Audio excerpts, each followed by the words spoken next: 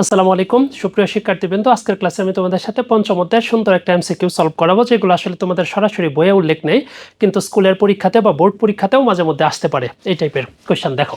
আমার কোয়েশ্চেনটা হচ্ছে নাইট্রাইট আয়নের সর্বমোট ইলেকট্রন সংখ্যা কত। তার মানে কোন আয়নের কথা চাইছে এখানে?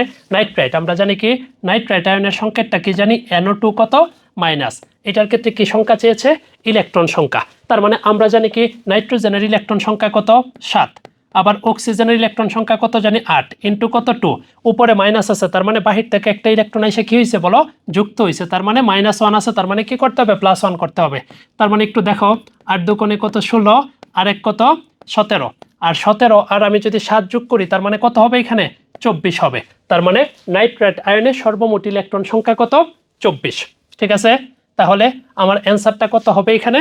24। এই টাইপের আরেকটা এমসিকিউ আসতে পারে, যোজ্যতা ইলেকট্রন সংখ্যা কত। এটা আমি অন্য একটা ক্লাসে তোমাদেরকে দেখানোর চেষ্টা করব।